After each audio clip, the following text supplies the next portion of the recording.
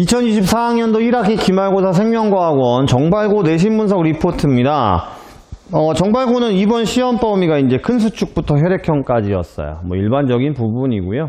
그 다음 근 수축 문제가 좀 까다로운 편이죠. 이제 고3 모의고사나 이런 데서도 최근에는 좀 어렵게 나오는 편이었거든요. 우선 총평을 보시면 아시겠지만 객관식 25문항 출제가 됐습니다. 서술형이 없기 때문에 아무래도 조금 접근하기는 쉽지 않았을까 생각이 들어요. 근데 근수축 한 문제, 이제 4번 문항의 난이도가 많이 높아요. 앞부분에 포진되어 있다 보니까 이렇게 문제를 시간적 순서대로 풀기 시작하면 이 4번 문항에서 이거 풀리는데, 풀 수 있는데 라고 해서 시간을 오래 쓴 친구들은 이제 뒤에 가서 시간이 부족하기 때문에 눈물 나는 결과가 나왔을 수도 있지 않았을까 생각이 들어요. 그래서 시간 분배가 중요하다라는 게 특징이고요.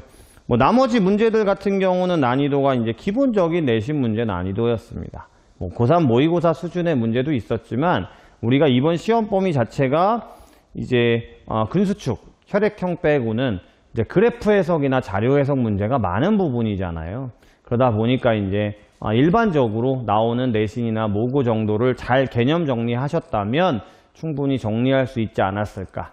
그래서 제가 생각했을 때는 실수만 없었다면 4번 근수축하고요. 그 다음에 혈액형 문항에서 등급이 갈리지 않았을까 생각이 드는 시험이었어요. 특이사항도 보시면 아시겠지만요. 고3 모의고사 기출 형태의 문제가 많이 나왔습니다. 그러니까 정발고는 생명과학 준비하실 때 고3 모의고사 기출문제 정도의 수준까지, 물론 그것만 푸는 게 중요하진 않겠지만 기본적인 기초적인 내신 문제도 물론 보셔야 되지만 고3 모의고사 성적 수준의 문제까지 꼭 풀어보시는 것이 중요하다라는 말씀을 드리고 싶고요. 대신 조금 좋은 점은 아무래도 신경계 파트나 이런 부분에서 최근에는 억제제 문제라든지 저해제 문제라든지 또는 신경계에서 대뇌, 전두엽, 측두엽, 후두엽 문제라든지 교과서나 프린트에 고3 모의고사에서 안 나오는 굉장히 자세한 내용들을 출제하는 학교들이 많은 편인데요. 정발고 같은 경우는 이번에 그런 지엽적인 문제는 출제되지 않았어요. 단지 특징이 뭐였냐면 근수축에서 2번 문항에서 근육수축의 기본 단위를 물어봤습니다. 근육수축의 기본 단위를 물어보는 경우가 생각보다 많지 않거든요. 근데 봤더니 이제 정발고 교과서에 그 내용이 써 있더라고요. 그러니까 우리 친구들도 정발고 시험을 준비하는 2025년 내년에 정발고 시험을 준비하는 친구들은 이 교과서나 프린트에 있는 세세한 내용들도 시험 전에는 꼭 꼼꼼하게 보셔야 된다라는 생각을 하셔야 될 것 같습니다. 근수축이 4문항 나왔고요. 1번부터 4번까지의 배치를 했어요. 그래서 아까 말씀드렸지만 2번에서 근육수축의 기본 단위를 물어봐서 학생들 당황하게 한 다음에 4번 문항에서 고난이도 문항을 딱 배치를 하면서 이제 순서대로 푸는 친구들이 시간적으로 많이 어려웠을 걸로 보여지고요. 그 다음 신경계는 6문항 나왔습니다. 6번 문항에서 뇌교에 대한 언급이 나와요. 이 뇌교도 타 학교에서 많이 나오는 편은 아닙니다. 그러다 보니까 학원에서도 뇌교에 대한 언급을 많이 하진 않아요. 뇌교에 대한 언급이 나왔고요.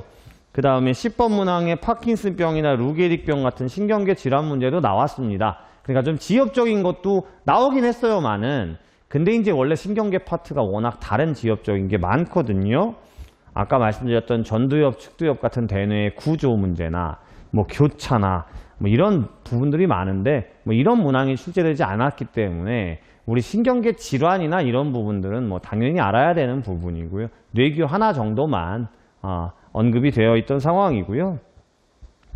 항상성은 9문항 출제가 돼서 문항수는 제일 많습니다. 지금 고양시, 파주시의 이번 기말고사의 특징이 항상성 파트에서 항상성이 이제 체온, 그 다음에 농도, 그 다음에 이제 혈당량 조절 문제거든요. 근데 그 중에서 이제 체온 조절 문제가 이번 고양시, 파주시 기말고사에서 다른 파트에 비해서 좀 많이 나오는 편이었어요. 대부분 여기서도 정발고도 이제 고3 모의고사에서 나왔던 유형의 그래프 문제가 나왔고요. 그 다음 11번의 내분비색 그림이나 그 다음에 12번의 호르몬 분비 경로 같은 경우도 워낙 수업 시간에 많이 보여드렸던 경우이기 때문에 잘 준비가 되셨을 걸로 보여집니다. 병원체와 방어작용 5문항 나왔고요.